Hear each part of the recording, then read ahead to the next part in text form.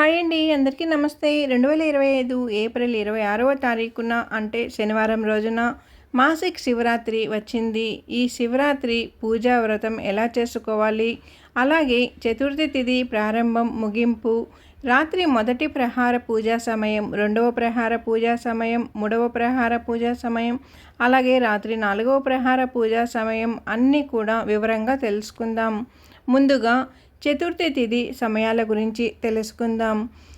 చతుర్థి తిథి ప్రారంభం 2025 ఏప్రిల్ 26న ఉదయం 8:28 ప్రారంభం. అలాగే చతుర్థి ముగింపు 2025 ఏప్రిల్ 27న ఉదయం 4:50 ముగింపు.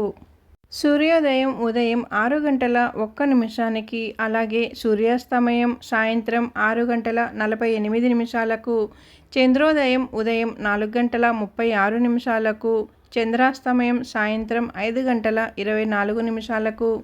అలాగే శివరాత్రి వ్రతం గురించి కూడా ఇప్పుడు మనం తెలుసుకుందాం.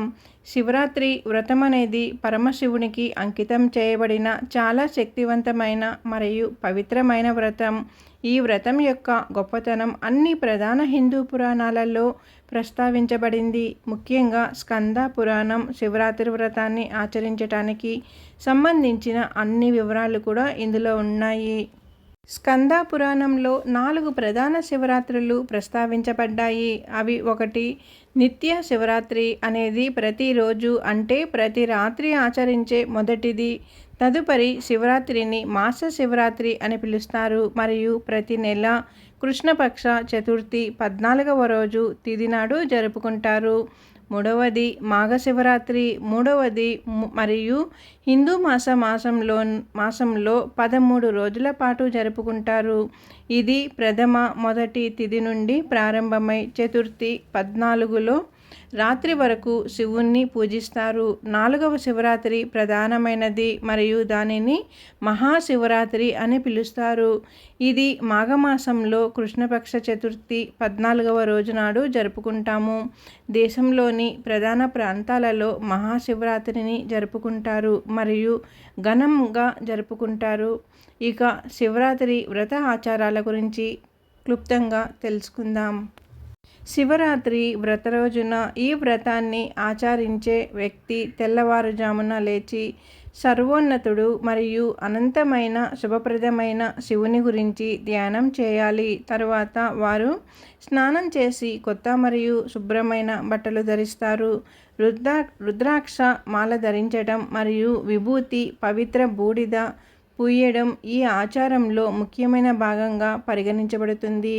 శివరాత్రి వ్రతాన్ని ఆచరించేవారు శివుని ఆలయానికి దగ్గరగా వెళ్ళి నీరు, పాలు, తేనె మరియు ఇతర శుభ పదార్థాలతో శివలింగ స్నానం చేయాలి. లింగానికి స్నానం చేసేటప్పుడు భక్తులు తమ పాపాలకు క్షమాపణ కోరుతూ ఆయన ఆశీర్వాదం కోసం ప్రార్థిస్తారు.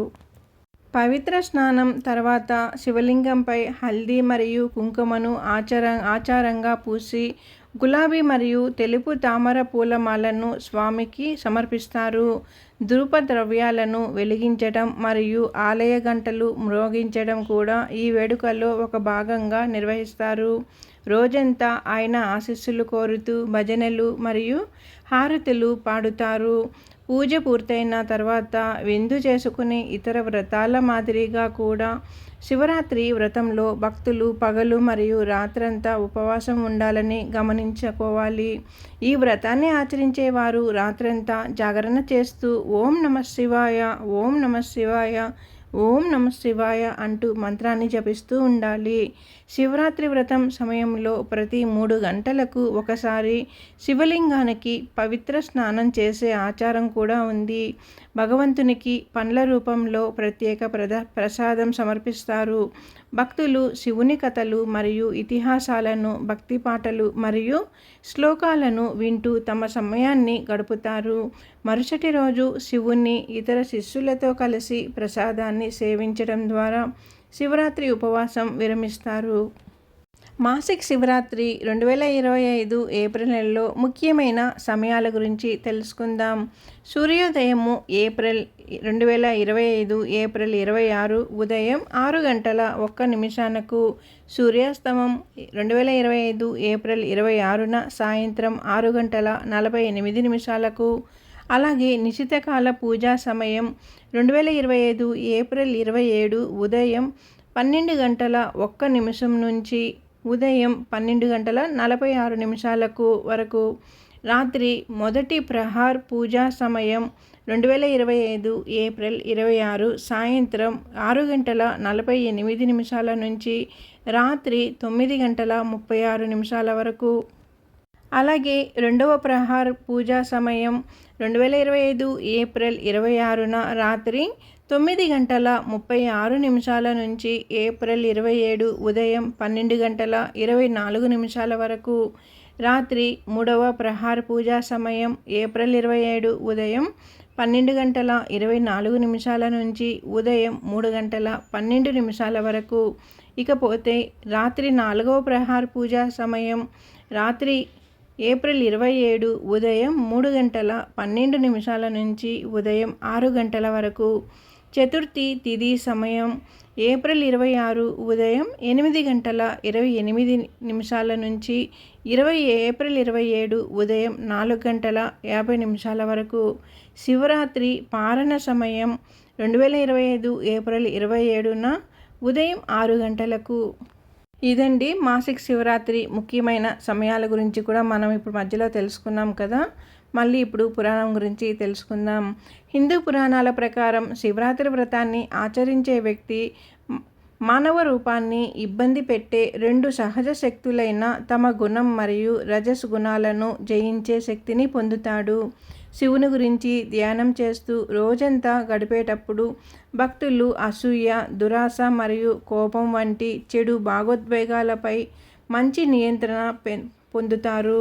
శివుని యొక్క తీవ్రమైన శిష్యులకు శివరాత్రి వ్రతాన్ని ఆచరించడం శక్తివంతమైన అశ్వమేధ యజ్ఞం కంటే సమానమైనది లేదా మరింత శుభ్రమైనది. పూర్తి క్రమశిక్షణ మరియు చిత్తశుద్ధితో మహాశివరాత్రి వ్రతాన్ని ఆచరించే వ్యక్తి తమ పాపాలన్నింటికీ విముక్తి పొందుతారని కూడా నమ్ముతారు. వారు చివరికి పరమాత్మ శక్తితో ఐక్యమై శివుని నివాసంలో సంతోషంగా జీవిస్తారు. అటువంటి భక్తుడు జనన మరణాల పునరావృతం చక్రం నుంచి కూడా విముక్తి పొందుతాడు. శివరాత్రి ప్రాముఖ్యత. హిందూ పురాణాల ప్రకారం మహాశివరాత్రి అర్ధరాత్రి శివుడు లింగ రూపంలో కనిపించాడు. ఈ దైవిక స్వరూపం శివారాధనకు నాంది పలికింది. ఇది ఇప్పటికీ అపారమైన ప్రాముఖ్యతను కలిగి ఉంటుంది.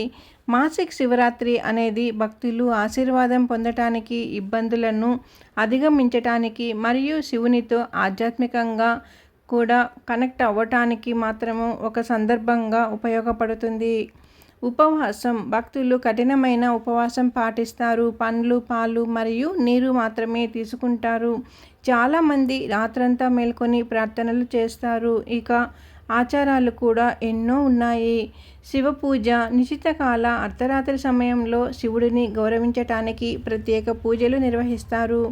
భక్తులు శివలింగానికి పాలు, తేనె మరియు బిల్వ ఆకులతో సమర్పిస్తారు. జపం మరియు ధ్యానం.